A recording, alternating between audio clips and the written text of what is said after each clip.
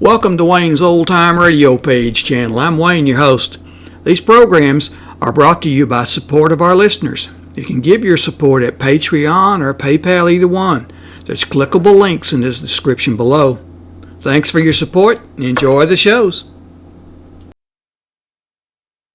From Hollywood, it's time now for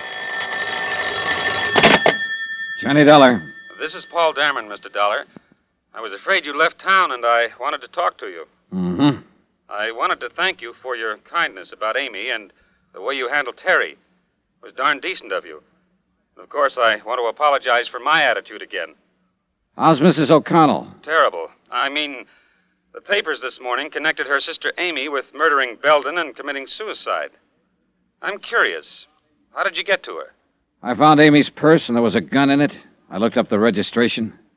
Oh, the murder gun. I don't know. I haven't turned it over to the police yet. Why? Because I still can't believe Amy Duran was the kind of girl who'd shoot a man and then take poison.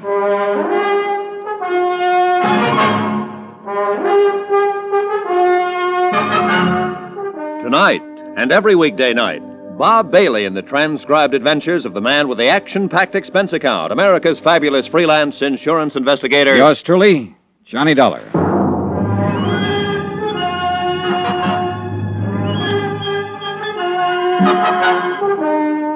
Expense account submitted by Special Investigator Johnny Dollar. Location, Vicksburg, Virginia.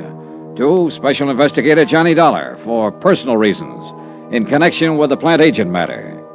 Expense account item 11, $15, legal fees for services rendered by lawyer Sam Oldfield. Now, sign here, Dollar. And here, sir. Okay, I guess that's it. What now, Mr. Oldfield? This statement you've made to me clearly states your intentions in this matter, your motives. You attempted to help a girl who died in your company. You had no idea she might have committed a murder or embezzled $10,000. You withheld evidence, the gun you found in her purse, in the hope of identifying her and saving her family some grief. I hope you don't have to use this, Dollar. We'll see. I'm going to turn the gun in now, and you're coming with me. It's about time. Nothing personal, son. I think you did a lot of dumb things for her. From what they're saying in the papers about her, I don't think she deserved it. But then we all make wrong guesses sometimes, I suppose. Let's get this over with.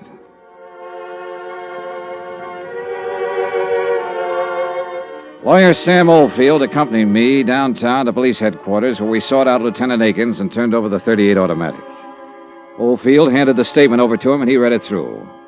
Then he called in his ballistics man to make an immediate check of the gun. When he'd done that, Akins asked Oldfield and myself to wait. He left. An hour later, he came back. You are a lucky boy, Dollar. First off, I'm going to tell you, that gun you've been withholding, that's the same weapon that killed the auditor, Clarence Belden.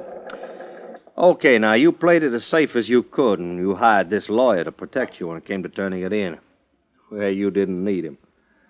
Huh? Any other time, I'd have put you in the poker so fast you'd have thought you was born there. This time, I'm feeling generous.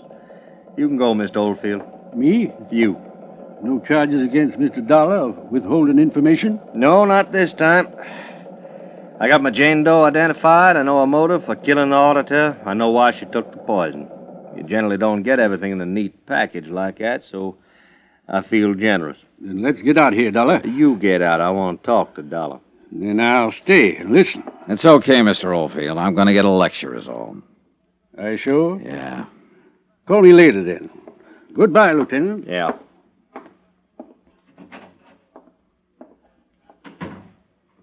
One thing more, Dollar. We found an empty bottle of paramythol in Amy Duran's medicine cabinet, and that cinches that suicide part, in case you had any doubts. It's a closed case. Uh-huh. But you didn't help me close it, Dollar, and you could have. You worked with the police for years. You were an officer yourself once. What makes you think you can come down here and run around doing all these things you've done and get away with them? Why didn't you turn that gun in with the purse as soon as you found it? All right, I'll tell you, because I... Oh, it doesn't make any difference now, Lieutenant. You got your case. And you're lucky, darn lucky boy I don't have you, too. Because you know just as well as I do that... Oh. Lieutenant Akins. Okay, right away. Dollar, I got business to take care of. Next time you're in my town, you take it easy. I will. But I don't think I'll ever come to your town again. On general principles. Well, I guess I know how you felt about that girl. I'm not going to make any fuss about what you did. But I don't think I'd let it pass a second time. She sure didn't look the part, did she? No, she didn't. Well, happens that way sometimes. What you told me about that kid sister of hers trying suicide and so forth after she lost her husband. Well, Amy Duran had a good motive for stealing that money. If motive can ever be good. Dollar, Lieutenant? Huh? I was just on my way to see you, Lieutenant. I'll be back in my office in a couple of minutes. You can go on in and wait, Mr. Dameron. I'm glad I saw you, Mr. Dollar. I think there's something I should explain to you. You'd be interested in this, too, Lieutenant. Mr. Dollar saw me arguing with Amy Duran in a parking lot at the Plant Agent Hotel last night. She just told me about the shortage in accounts. She hadn't told me about killing the auditor. I want you to know that I was racking my brain trying to find a way to get hold of some money to make up the shortage. I was always very fond of Amy. I wonder, Mr. Dollar, if I could give you a check. Huh? Something for your kindness. Nothing, thanks. Well, I'd like to. You did something very decent. No. Oh. Well, I suppose you'll be leaving soon. Goodbye, and thanks again. I'll be in your office, Lieutenant. Right. Got to him, too, if it's any comfort. What was that business in the parking lot? Oh, well, I hit him. He was arguing with her, that's all. No. You weren't the only one trying to help her, Dollar. Him. And then there was somebody else. Huh? A bank. We found a certified check for $10,000 in Amy Duran's apartment. What? National Trust in New York, issued 3 days ago. I wired the head cashier in New York. He said Amy Duran phoned him long distance, requested the loan. Seems her folks, when they were alive, had a good pull at Wait that a minute, bank. hold it. Then this isn't right.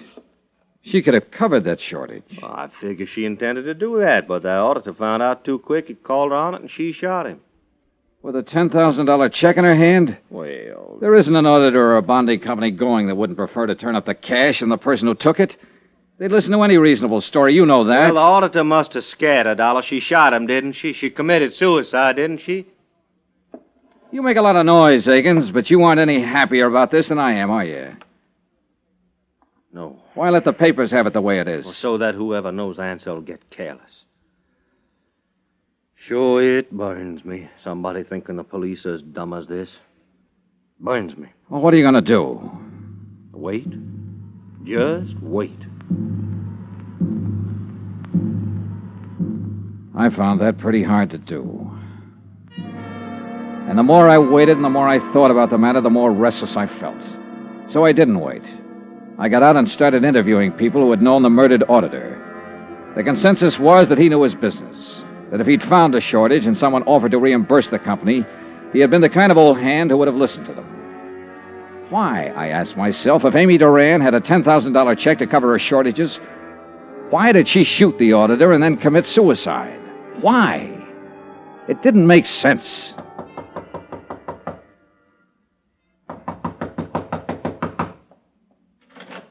Oh, Dollar. Hello, Dameron. Come in, Dollar. I'm glad you dropped by. I thought you'd left town, gone back to Hartford. Well, I've stayed over so long waiting for all this to get cleared up, I thought I might as well stick around a while longer. Sure. Can I get you a drink? No, thanks. It is finished, isn't it? Not yet. I don't understand. I talked with Lieutenant Akins today after I saw you with him. He said it was all over as far as he was concerned. You're talking to me now, Dameron. I'm the guy who went out on the limb. And I appreciate that a great deal. A question I want to ask you. You knew Amy Duran, worked with her at Richmond Limited. You're engaged to marry her sister. Did you know Amy had a $10,000 check in her hand the day she died? Really? That was enough money to cover the shortages in her accounts. Well, I'll be darned. Why do you suppose she shot him? Did what she did then? I've been thinking about that, Dameron. There's only one reason I can think of. Because Amy Duran didn't steal any money, because she didn't shoot any auditor, she didn't commit suicide. I think she borrowed that $10,000 from New York to cover up for somebody else. Somebody else? Who? You. Maybe you better leave here. You're upset. That auditor was a smart guy. He'd been in the business a long time. He found out who'd been taking the money. He called you over to ask you about it, ask you if you could repay it. You lost your head and you shot him with a .38 you picked up over at Teresa O'Connell's one day. Now, look. Then you fixed up all the reports to make it look like Amy Duran did the job. You're crazy. That's fantastic. If you think I'm Amy going to... Duran borrowed money to cover for you. She did it not because you were worth it, but because you meant something to her kid sister. You meant something to Teresa O'Connell, who'd lost one husband and tried suicide because of it. A Teresa O'Connell who couldn't afford another major tragedy. A Teresa O'Connell who might try suicide again if the man she was going to marry turned out to be a thief. You counted on that, Dameron. I don't know what you're talking about. Now, One you thing listen... you hadn't counted on was the auditor picking it up so fast. And when he called you, you had to kill him to keep him quiet. Then you made a date with Amy out at the Plant Agent Hotel. You slipped poison in her drink and planted the gun in her purse. This is all talk. Just talk. You have nothing to prove She a had single... one drink with you before you argued with her out in the parking lot. She told me. And the bartender later verified it. Then I came along. Now, look. You're a big guy, Dameron. You could have hit me back in that parking lot, but you didn't have time. You still had to get over to Amy's apartment and plant an empty poison box. You're crazy. You have no proof of this. No proof at all. No, I haven't. But I've been thinking about it all day, and there'll be proof. You had to buy that poison someplace. Lieutenant Akins is a pretty good police officer. He and his men will cover every drugstore in this town and ask questions everywhere. Now, listen, I'm going to Dollar. tell him what I think, and he'll dust off that box of poison. Maybe a prince will turn up on it. Sooner or later, guys like you make mistakes, and Akins finds them. Get out of But here, I'm not Dollar. gonna Get wait out of for here. any that. Now, listen, you. A girl, a fine, decent girl, asked me for help. This is the quickest way I know to give her the help. I'll kill you, Dollar. I'll kill you. No, you won't. You're not going to kill me.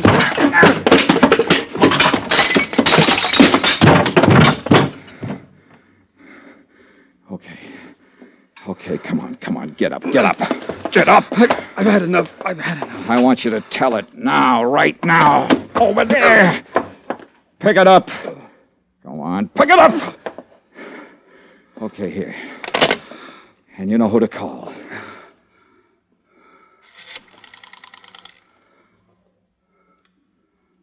Hello. Hello. Give me the police.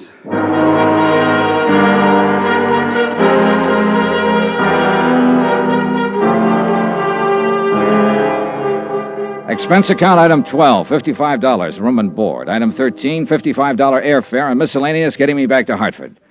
Total expense account, $702.13. Yours truly, Johnny Dollar.